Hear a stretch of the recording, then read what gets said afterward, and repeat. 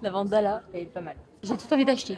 Aujourd'hui, on est au cerf du Jardin des Plantes à l'occasion de l'exposition 1001 orchidées. Elle a lieu actuellement et se finit le 6 mars. Pendant un mois, les cerfs accueillent 700 orchidées pour les mettre en valeur. Elles proviennent de collections françaises et de collections de pépiniéristes français.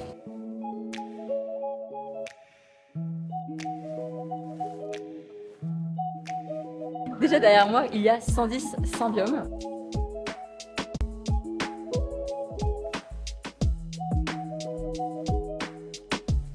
Pour l'exposition, il y a deux parcours différents. Un qui a été créé par Stéphane Marie, le présentateur de Silence ça pousse, et un deuxième qui a été fait par les botanistes et les jardiniers du jardin.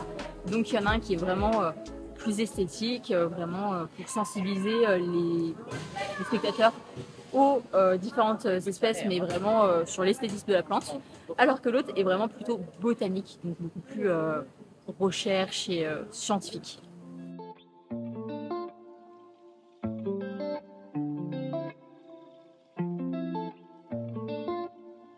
Là, on a une orchidée qui est un coup de cœur de Stéphane Marie. Elle est assez étonnante. Elle a des fleurs qui sont assez discrètes, même si elles sont assez volumineuses. Je la trouve vraiment sympa. C'est une belle découverte. Une plante qu'on ne retrouve pas souvent, donc pas mal.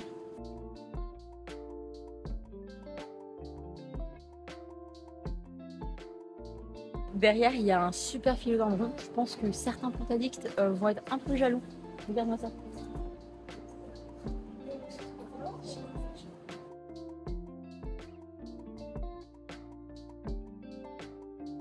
Les orchidées font partie des familles les plus riches et les plus diversifiées. On compte jusqu'à 25 000 espèces d'orchidées différentes présentes dans la nature. 95% des espèces sont présentes dans les forêts tropicales ou subtropicales, mais aussi on peut en retrouver dans le monde entier. Il y en a même en France d'ailleurs. Pour la plupart, elles sont épiphytes. Les plantes épiphytes arrivent à se nourrir grâce à leurs racines aériennes qui arrivent à absorber l'eau et les nutriments qui sont présents dans l'atmosphère. Et d'ailleurs, c'est plus précisément le vélamène qui absorbe tous ces nutriments. Et aussi, il y a des orchidées qui sont terrestres, donc comme celle derrière moi. Et là, on a des orchidées lithophytes, donc qui poussent à même la roche. Il y a aussi des orchidées qui sont lianescentes, donc un peu comme la vanille. Alors là, c'est pas une vanille, mais ils font vraiment des lianes.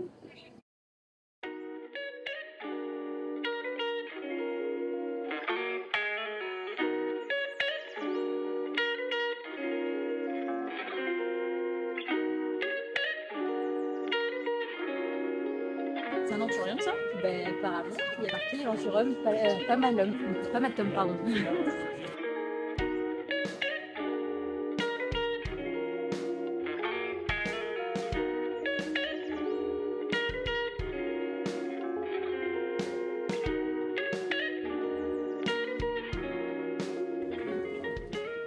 Franchement, l'anthurium.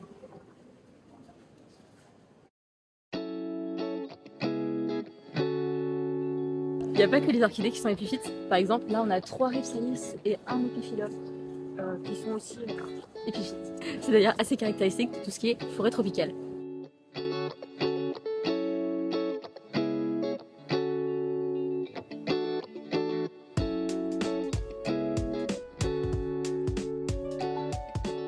On a l'habitude de faire pousser les syngoniums, nous, dans des pots, mais dans la nature, les syngoniums sont faits pour grimper aux arbres.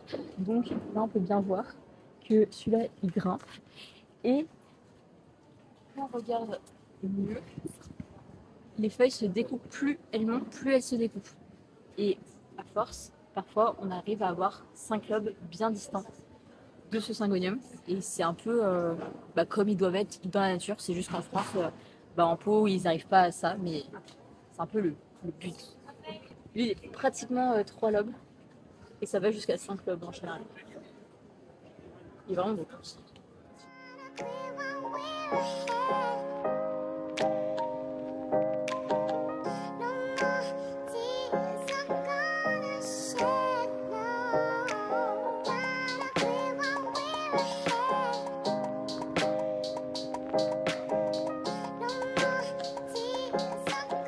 Cette orchidée, elle est assez atypique parce qu'elle ressemble vraiment pas aux autres. On dirait limite une broméliacée dans la forme de la fleur.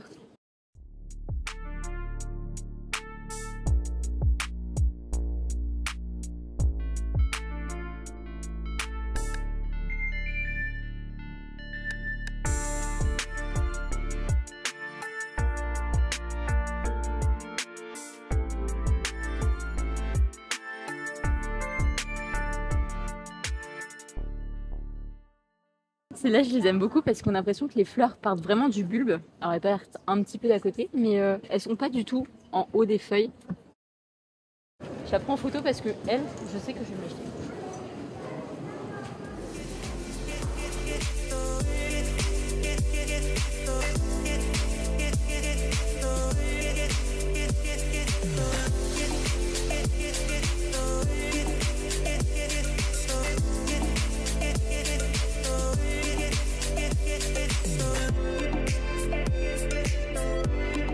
Là, les fleurs, elles sont vraiment à l'intersection des feuilles et je trouve ça hyper intéressant parce qu'elles sont vraiment différentes des autres. Et là, par exemple, on voit qu'il y a beaucoup de feuilles et les fleurs, au final, sont hyper discrètes. On s'en aperçoit pas au premier regard qu'il y a des fleurs et pourtant, il y a une multitude de fleurs.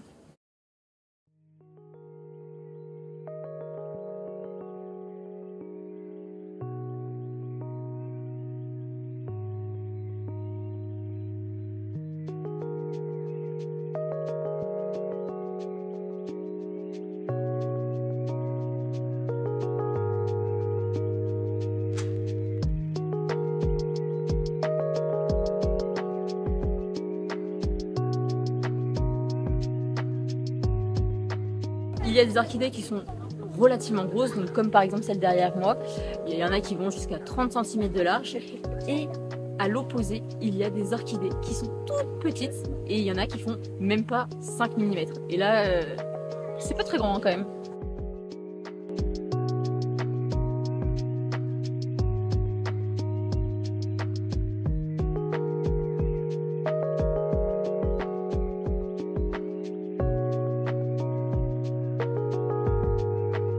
Même dans les forêts tropicales, il y a des cactés. Là par exemple, c'en est un. Et c'est juste qu'ils sont un peu différents. Ils acceptent du coup l'humidité. Ça, je veux celle-là. Il est sympa.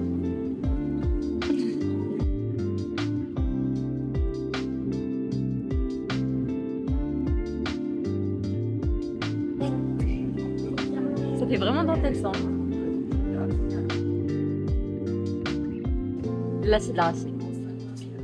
Là, on voit bien les racines. Elles sont de bonne taille. Surtout, oula! Cette racine, elle est... Je l'avais pas vue, mais elle est énorme. Limite, c'est un trou. Et puis là, on a une Monstera adansoni. On n'a pas tous cette même Monstera chez nous, hein, je vous le dis.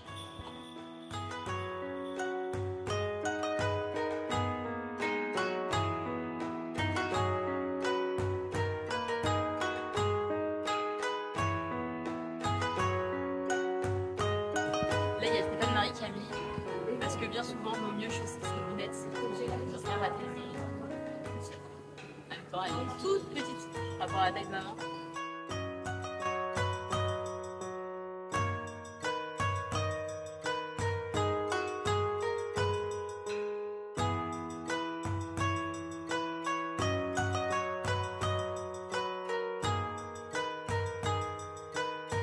Et là, il y a encore un cacté. Donc, il y en a vraiment dans les forêts tropicales, hein, c'est pas un mensonge. Là, les feuilles, je sais pas si vous voyez, il y a des sortes de petites dents. Je trouve que ça fait assez vénère. C'est coriace.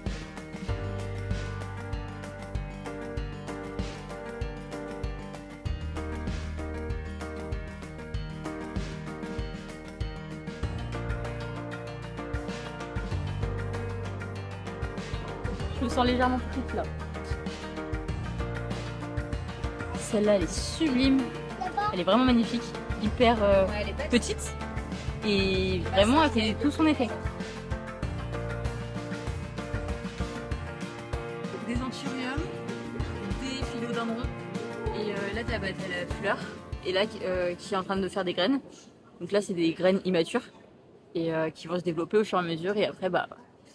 faudra les récolter, les planter s'ils le veulent, quoi.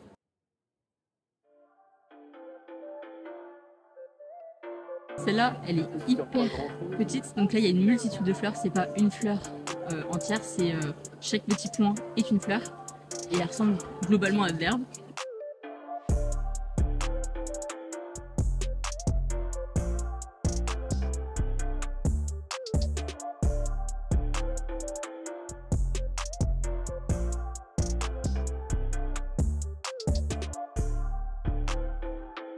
là, il y a 75 oncidium.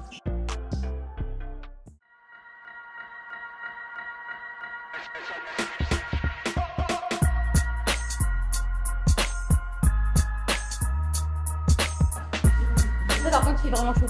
Hein? Ouais, c'est vraiment chaud. Super chaud. Donc là on a des euphorbes. Le forbe c'est vraiment une plante que j'adore parce qu'elle est hyper diversifiée. C'est-à-dire qu'il y en a autant en France qui sont qu'on peut retrouver dans notre jardin ou qui poussent pardon, à l'état naturel. Là on a une euphorbes qui fait vraiment badass avec beaucoup d'épines. On n'a pas envie d'y coller on va dire. Et puis là par exemple il y en a une qui est beaucoup plus lisse, beaucoup plus ronde et qui fait beaucoup plus soft.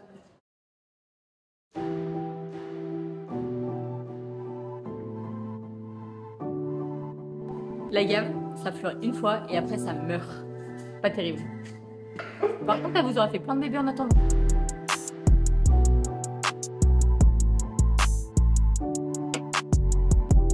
En plus de ça, il y a une boutique où on peut admirer plein d'orchidées et acheter des orchidées des producteurs français.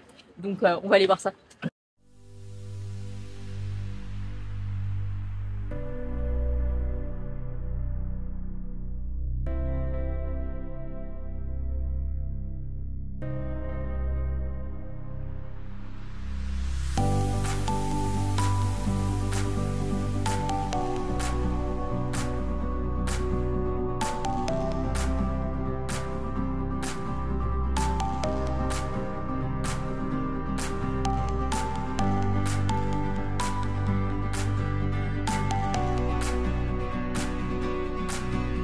N'hésitez pas à dire si vous voulez d'autres vidéos du même genre.